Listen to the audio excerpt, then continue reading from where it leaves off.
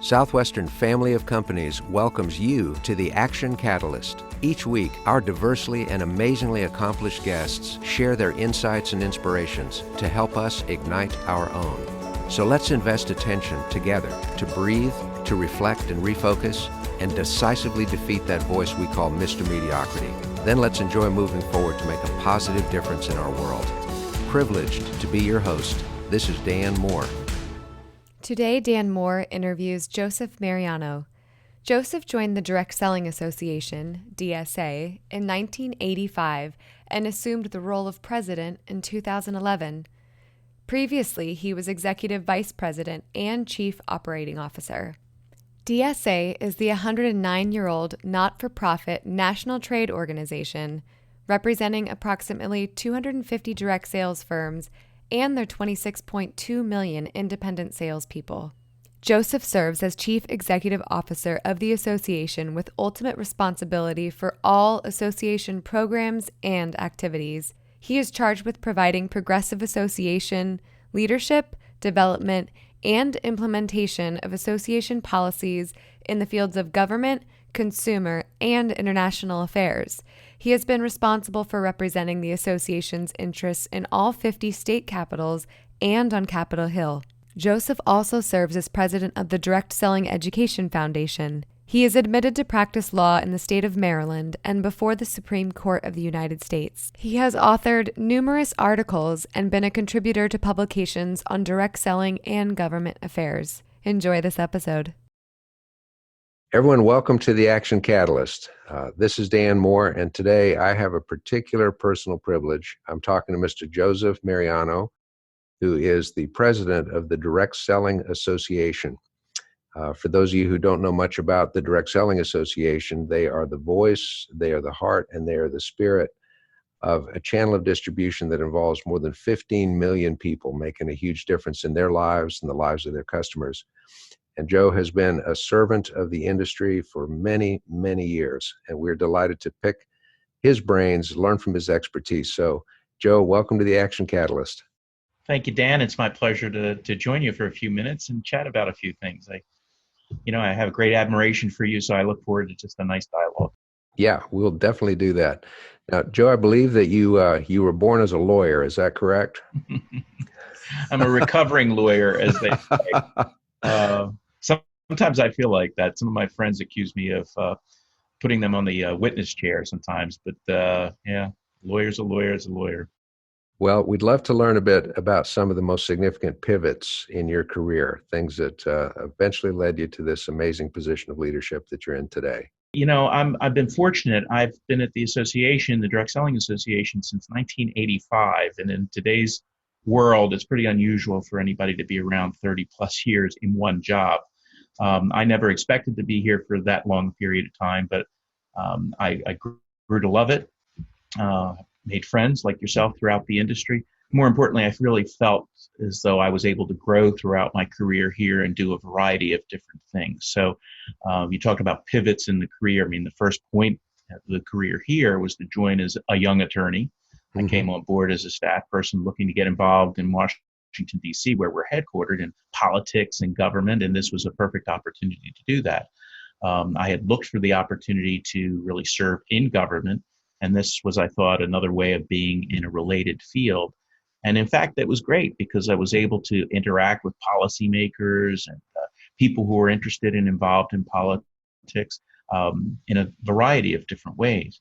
And then I saw, of course, as I matured and grew into the position, that there were a lot of other opportunities in the association to grow my career, to do different things, to be engaged in meeting planning, to write, to, yes, still be a lawyer and work up on Capitol Hill or even at the Supreme Court, even as I then began to learn the direct selling business and make presentations in front of hundreds, if not thousands of people.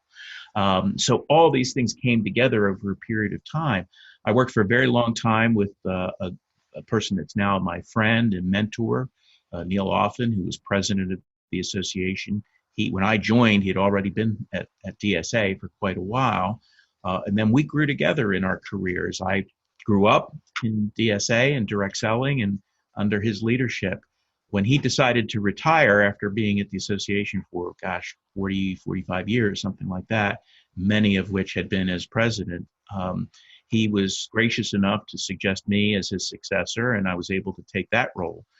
Neil retired and left me here for a very challenging period of time for the industry and the association, but it was a wonderful opportunity to further expand my skills, to learn more, and as well as take advantage of the things that I had experienced in the previous 20 years or so at the association. So within that period of time, there were many, many changes, which I'm sure we can talk about both within the association and in my personal life, which really informed my process and my growth.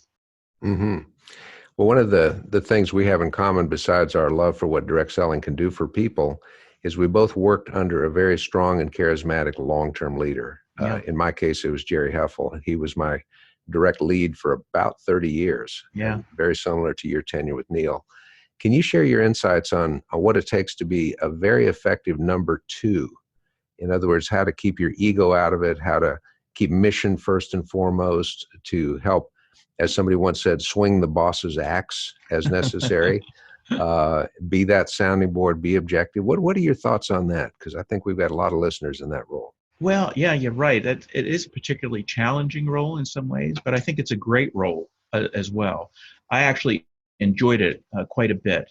And the reason I enjoyed that role was because even while you were supporting your leader, in my case, the president, um, it was an opportunity to not control, influence and work with him, collaborate in his thinking, but also let him be the risk taker in Mm. terms of presenting the ideas, and you, or in my case, as myself, sitting behind the scenes in a sense, having an influence on the policies and the decisions that he was making, and yet not having to bear the entire brunt of that, frankly.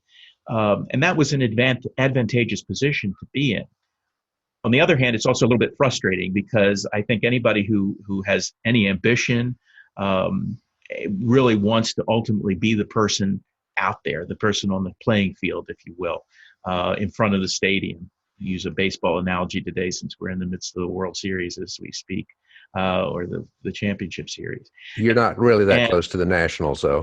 I'm a Across the street, uh, basically. I'm a Baltimore Orioles fan anyway, but yeah, the Nationals are right in it. I must say, they're all waiting for the World Series. But yeah, so you really want to be on the field playing, and sometimes you feel like you're in the dugout, waiting, maybe even to pinch hit, and that can be a little bit of a frustration. But you know that you're having an impact on the game, to torture the analogy, and so I think that was really quite something. I had this discussion recently with regard to another one of our companies in the direct selling industry, where the same circumstance as you and I have experienced existed. And that was where it wasn't so much working underneath a mentor or a leader for so many years, but it was succeeding that leader. Mm. And I asked the person who took on this new role as CEO of a huge Fortune 500 corporation, what is it like coming to work every day knowing that you're succeeding a 30 plus year legend in the industry? And in fact, not just succeeding that legend, but walking by a bronze larger than life statue standing outside the building, which is named for that CEO, as you Yeah. walk into your office, right? And the person who succeeded this legend of their business said, well, you take advantage of both the wisdom of that person, but you also take advantage of the moment to exercise change and to make sure that you put your own stamp on things, and which is your personal stamp and your personal style. And that if you try to be that person, in my case, if I tried to be Neil Offen, my former president, I wouldn't succeed. Now, I may not succeed as myself either, but I know for sure that if I try to be that person, then it would not be a successful exercise. Right. Yeah, you got to be comfortable in your own skin and still honor the traditions, honor the lessons, honor the learnings, which is amazing. Now, Well, if I can add something, sure. because I got a great piece of advice, when I took the role here at the association as president, I did a listening tour, if you will. I went around the country to various groups of executives within the direct selling business, CEOs and others, And I sat down. I'll use his name. I think it's a fair thing to do. I sat down with Doug DeVos, Mm-hmm. then president and CEO of the Amway Corporation. Doug, as well, has somewhat different circumstance. He had succeeded his brother, and his father had been co-president essentially of that company for many years. A little bit different circumstance when you're dealing with your family members, but he still gave me a great piece of advice, which again I've tried to stick to over these years, and that was just be yourself. Don't try to be something and somebody you're not, especially the person who preceded you. Right, right. Now, digging a little bit deeper, knowing Neil and knowing you, I'm sure that there were some spirited disagreements that went on behind closed doors about policy, direction, strategy, et cetera. But once a decision was reached, what do you think is the most important thing for that number two person to do after that? Oh, it's to go out publicly and disagree and make sure that everybody. Obviously, I'm being facetious. Look, in any policy position, whether it's here in the United States government with the White House and the administration, or whether it's in a business endeavor or a not-for-profit trade association like our own, you have to recognize the folks who have been charged with the ultimate decision-making responsibility and authority. Mm-hmm. And I think you're absolutely right. Your question implies the role of the number two or people who are otherwise in the organization.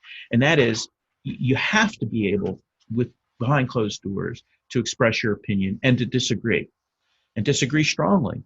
That's your role, not only with your president in my case, but as I deal with the board of directors as well.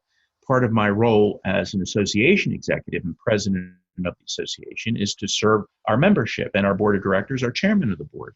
And I say to each chairman who comes aboard, look, it's part of my job as president to advise you, to let you know where the pitfalls are, and to sometimes say things to you that you may not want to hear.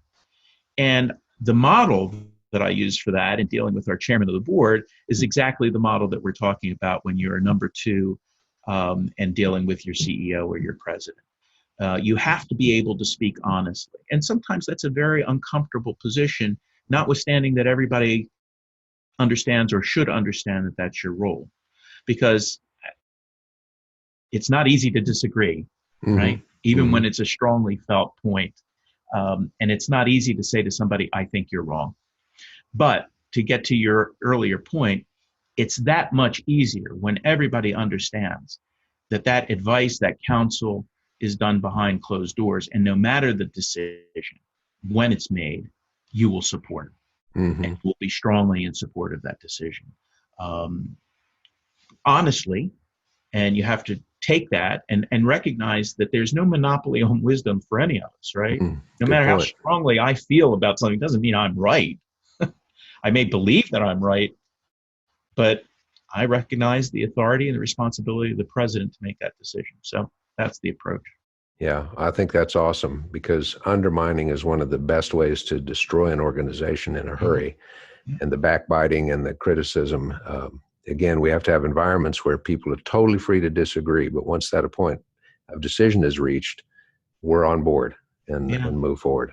Well, not to be too political, but since we are here in Washington, D.C., and this is sort of some of the things that I deal with every day or observe interacting with government, you're absolutely right. I mean, the most destructive thing I think for any government, any administration is just that.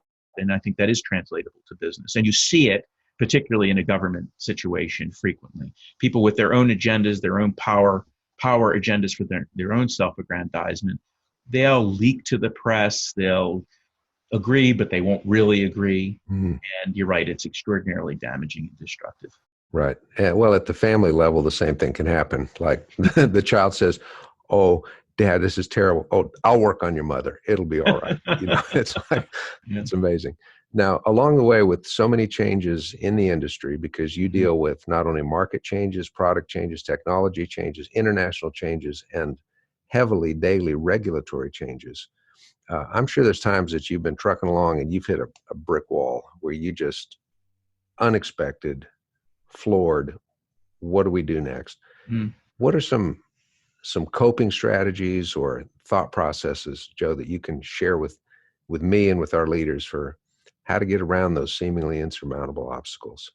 Well, The role of an association executive may be different than somebody in a for-profit corporation, or for that matter in government. I'm not sure, but I believe that the lessons that I've absorbed from people in my community here, as well as Neil and others over the years, are probably translatable to every situation and every circumstance when you meet that obstacle, that hurdle that you're talking about. And there are tremendous changes over 30 years in any organization, and in our case, any industry that I represent, a business model. There have been several, in fact, and we're going through some right now with transitions in the economy and the like. First, I'm going to harken back to something I said a moment ago. You have to recognize that one, does not have a monopoly on wisdom. And as strongly as you might feel about an issue, and as experienced and knowledgeable as you may think you are in an industry, in my case, or a business, you don't know everything. You don't know what you don't know, as they say, and even when you know it, you can be wrong.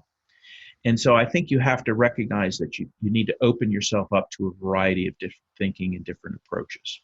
And that's a somewhat humbling experience, but it's also an empowering experience when you finally recognize that you don't know everything. And in an association, what one has to do is build consensus and agreement among a diverse set of constituencies. In our case, different types of businesses with different compensation models, different product lines, and the like. And that requires an openness to new ideas and to get out of sort of the box that you may have put yourself in. And that, I think, is particularly important when you face these hurdles.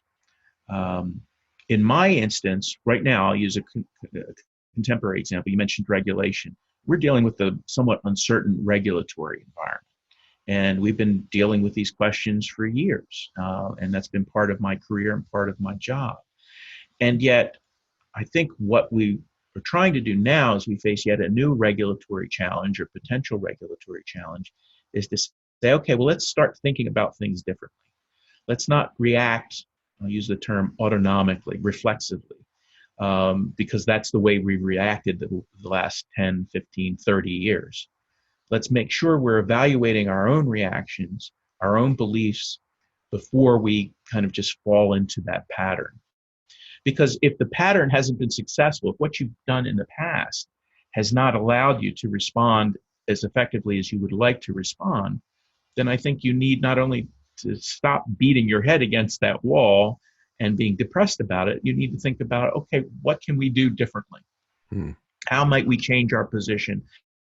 How might we change our strategy? It seems self-evident, but I think it's harder for people to do once they've gotten to a position of authority or power. In my instance, we talked about being here 30 years, and you've been at your position for quite a while as well, and certainly with the company for quite a while. And one of the things that I've found that is the most challenging is to force myself out of a pattern of thinking and a pattern of behavior. Well, we did that back in 1985 and it didn't work. Well, we tried that strategy. Yeah, that's a great idea, but no, it's not going to work. I don't think you can allow yourself to fall into that kind of a pattern and rut. Again, perhaps it's self-evident, and identifying that challenge is the first thing that you must do. But then once you've identified it, you've got to work against it.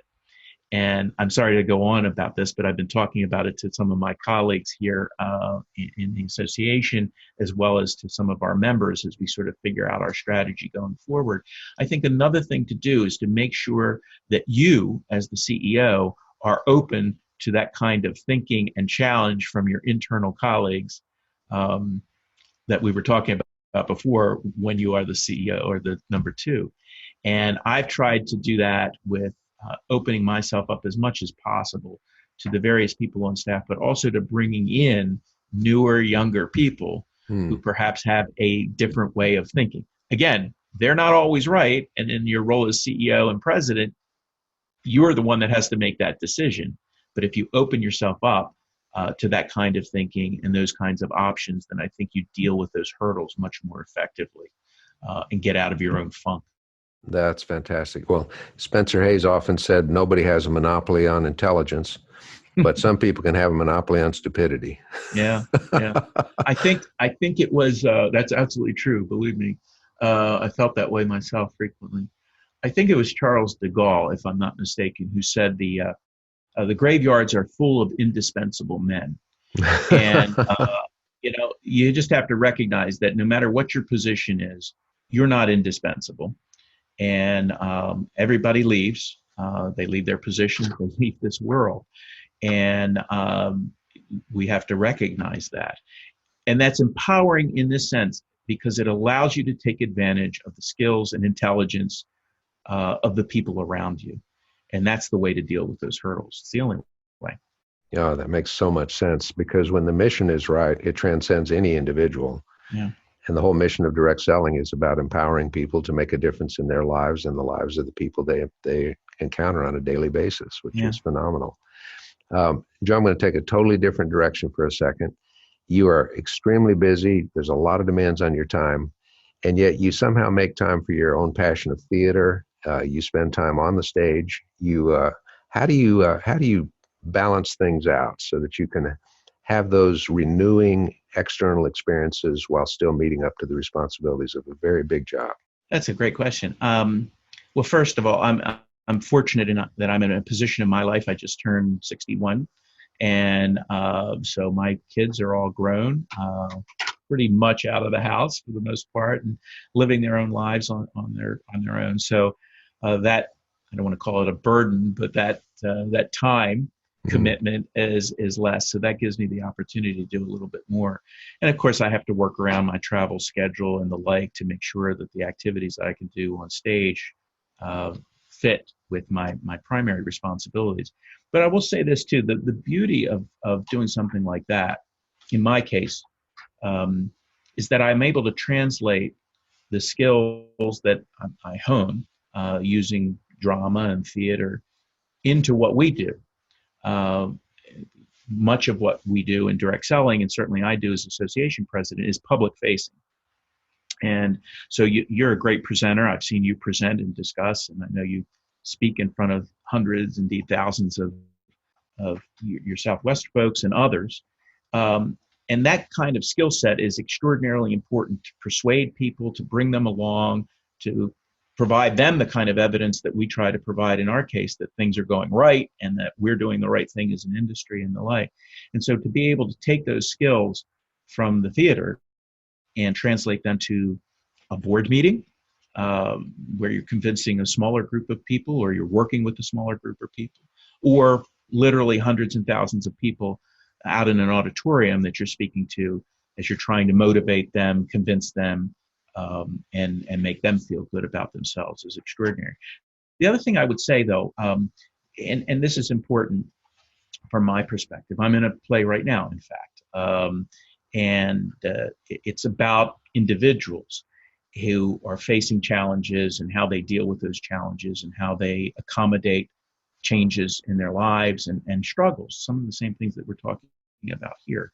And I think what's good about what we do is that we face so many issues and challenges as a business model, as businesses, but we also interact with so many people whose stories are so inspiring that had their own challenges and their own problems that they had to deal with, both inside the direct selling business but also outside.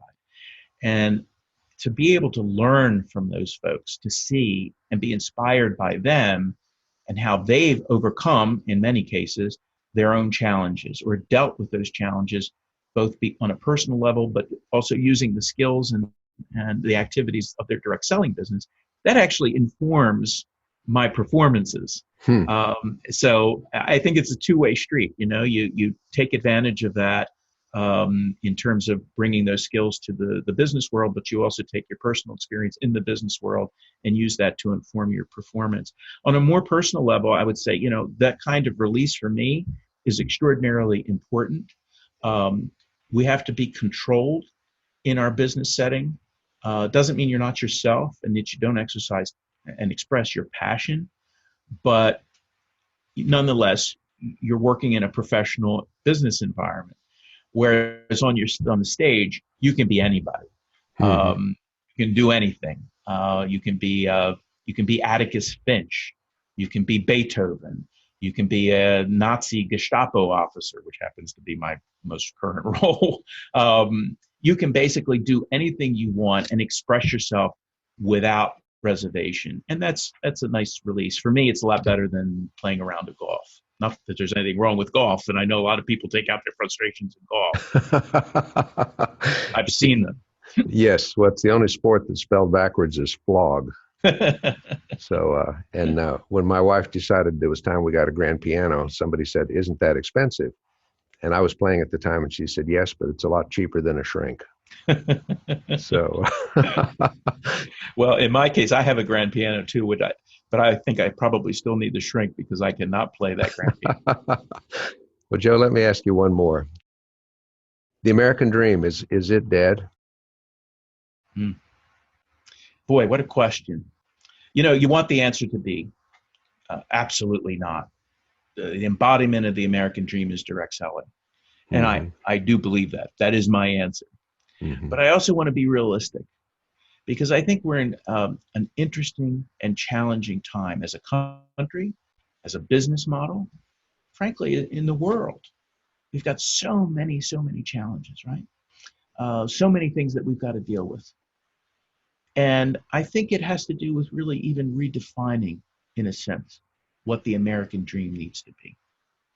The American dream, in my view, is not a mansion in Palm Beach. It's not a yacht. It's not a Mercedes Benz or three or four in your big garage. To my view, the American dream is contributing, doing something that you want to do, having an impact on people's lives around you, having an impact in the community that you live in, contributing in a way that makes everyone, puts everyone in a little bit better place. And in that sense, I think there's always an opportunity for the American dream. You know, my grandfather came over from Italy in 1918 with $12 in his pocket. Cliche story, right? He was a tailor for his entire life, worked in a tailoring shop, met his wife there. She worked in a tailoring shop. They worked for 50 plus years before they retired, before he went back to Italy for the first time and only time in his life to see his family again. That was a version of the American dream, an achievable no place except in the United States of America. I think we have a different opportunity for a different kind of dream now. We've reached a level of affluence as a country, notwithstanding the challenges that we still have. And so we have to redefine that dream to empower all of us and financially, personally, and in terms of being able to contribute to our community. And I will say this unabashedly, and forgive me for going on because I am passionate about Hmm. this, even as we redefine the American dream. The people that I see almost day in and day out, whose lives have been transformed by direct selling, who have embraced their version of the American dream, is the most awe inspiring thing that I can imagine. You know, as much as I respect you, Dan, and people like Spencer Hayes and others that I've met throughout the industry at the CEO and president level and Harvard graduates, wonderful stories. And I don't take anything away from any of those. The most inspiring people that I've ever met is the single mother from Mexico City who immigrated 15 years ago and had no set of discernible skills on which she could survive, who have prospered by coming to the United States. It's the other single mother who may have lost her husband through divorce or death and didn't know how she was going to survive, who had been a stay at home working mother and now was faced with the challenge of raising two kids um, and had to figure out how that was going to work. And in order to develop the skills that she needed to have, she went to direct selling. And it turned into something extraordinarily successful for her. It's the athlete who decided to take his passion for nutrition and sell it to literally and figuratively to the people in his community and have empowered those people, because he didn't become the NFL athlete that he thought he was going to become. But instead, he built a sales business, and he has literally hundreds of people working with him now, selling this vision of nutrition that he happens to have, and improving people's lives both with the product and with the opportunity that he's dealing with. So you've got this wide gradient of people who are experiencing their own version of the American dream. And it doesn't have to do with that Rolls Royce necessarily. It has to do with bettering themselves, bettering their community, bettering the people around them. And that's a great, great thing to see. We do it often. We have Direct Selling Day on Capitol Hill here in Washington, D.C., and we'll bring in 100, 200 distributors, salespeople from a variety of companies. And more importantly, not only from a variety of companies, we've got people who've earned, who knows, hundreds of thousands, if not millions of dollars by building sales organizations. A very small percentage, really, of the people who are engaged in direct selling. But we've got the more typical and frankly, the more representatives persons who are modest sellers, but have used this to transform their lives and enjoy it with a great deal of passion. And they tell their stories to these senators and congressmen up on Capitol Hill here. And I must tell you, that's the most persuasive story that those folks hear. And to a man and woman, those members of Congress are extraordinarily impressed by those stories. So they're inspired too. When we come to Capitol Hill Day, I make a point of lining those 150, 200 people up on the steps of the Capitol. And we say the Pledge of Allegiance. And each year, we've done this 6 or 7 years now. Each year, by the time we get to the end of that pledge, there are tears in many eyes of the people who are standing on those steps. And frequently there are tears in my eyes, because no matter how cynical we get, no matter how jaded we get about whether the opportunity for the American dream is still there, whether the United States government is working properly, when you're standing on those steps and you're looking down the mall to the Washington Monument and the flags are flying around you, and you say the Pledge of Allegiance just like you did when you were in the 5th or 6th grade, it's hard not to believe in the American dream. Joe, thank you. Thank you for that. I can't imagine a more uplifting and inspirational ending. The time with you flies, my friend. But how long we've been on? About 3-4 hours, something like that? Yeah, a couple of days. I got to tell you, Dan, I really appreciate the opportunity. I could talk about direct selling for hours, and frequently do. Some people say I go on a little bit too long, but to be able to share some of this perspective with you, I really appreciate the opportunity. Well, thank you for your openness and your heart. It makes such a difference. And listeners, we're grateful to have Joseph here and to spend the time with us. 101 years ago is when your grandfather came from Italy. It's just an amazing story. It is. And being married to an immigrant, I am completely on board with everything that you just had to say. Yeah. So, Joe, on behalf of us and all of our listeners in the Action Catalyst, thank you for all that you do, and above all, for who you are. Thanks, Dan. All right. We'll talk again soon. If you enjoyed this podcast, please make sure to subscribe. To stay updated on everything that the Action Catalyst is up to, make sure to follow us on Facebook and Instagram at Action Catalyst and Twitter at Catalyst_Action. Thanks for listening.